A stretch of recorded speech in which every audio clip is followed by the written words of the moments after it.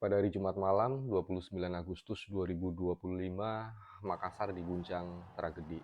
Sebuah aksi demonstrasi berakhir ricuh. Gedung DPRD Kota Makassar dibakar hebat, dan di balik kobaran api itu ada nyawa yang melayang. Mereka bukan sekedar korban, tapi manusia dengan cerita, dengan keluarga, dengan mimpi yang kini harus terhenti. Saya akan bahas ini agar tidak ada kesimpang siuran siapa korban, bagaimana kronologinya, hingga mengakibatkan kondisi semakin tidak kondusif. Saya ceritakan biar ini semua clear dan masyarakat juga tahu siapa mereka, korban-korbannya, dan bagaimana kronologis kejadiannya. Oke, yang pertama adalah korban pertama yang bernama Muhammad Akbar Basri atau biasa dipanggil Abai. Beliau lahir di Makassar 7 April 1999 dan beliau adalah staf humas dan protokol dari DPRD Makassar ya. Beliau sering mendokumentasikan kegiatan-kegiatannya bersama wakil rakyat di DPRD Makassar, dan pada malam hari itu beliau juga kebetulan sedang bertugas. Dan sebenarnya beliau itu sudah berhasil menyelamatkan diri dari kobaran api yang menjebaknya di dalam ruangan DPRD. Tetapi kemudian setelah beliau bisa turun ke lantai bawah, beliau tahu mengingat ada rekannya yang bernama Syahrinawati yang masih terjebak di lantai atas, dan akhirnya beliau itu naik kembali, dan itulah akhir dari perjuangannya. Beliau berdua tidak bisa keluar, dan bahkan beliau sempat menuliskan pesan terakhir di grup WA yang bunyinya seperti ini: doakan Kak, sudah tidak bisa Kak, terjebak Kak di dalam ruangan. Dan akhirnya pesan itu terkunci, abadi menjadi saksi dari kepergiannya.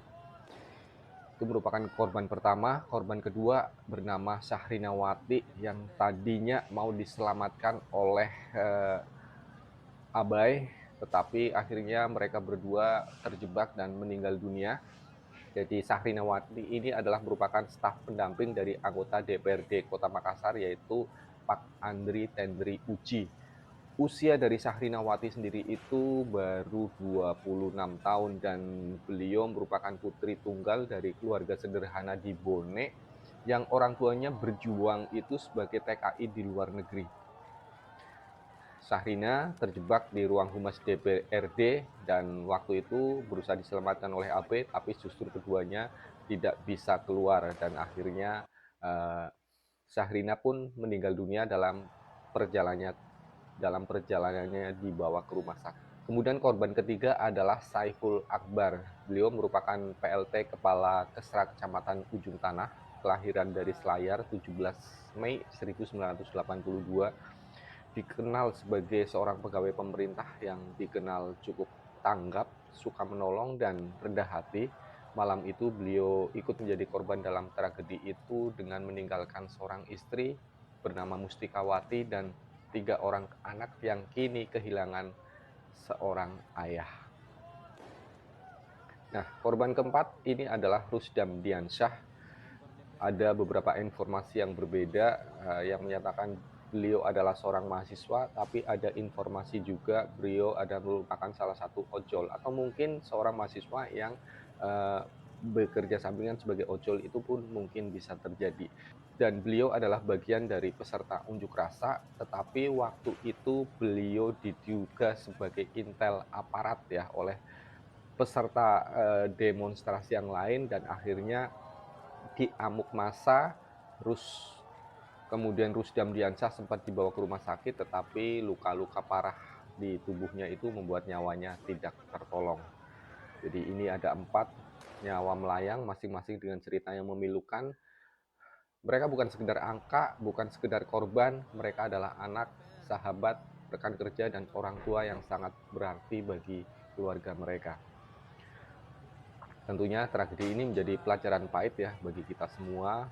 Menyampaikan aspirasi tentunya adalah hak setiap warga negara, tetapi jangan sampai suara kita berubah menjadi api yang membakar, menjadi amarah yang mengorbankan nyawa orang lain. Mari kita jaga keamanan, mari kita jaga kedamaian. jangan mudah terprovokasi, jangan sampai rasa kecewa menjadi anarkis, apalagi penjarahan.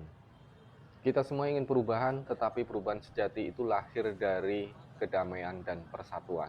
Untuk para korban, doa terbaik kami panjatkan untuk kita semua. Semoga tragedi ini menjadi pengingat bahwa tidak ada perjuangan yang sebanding dengan nyawa manusia.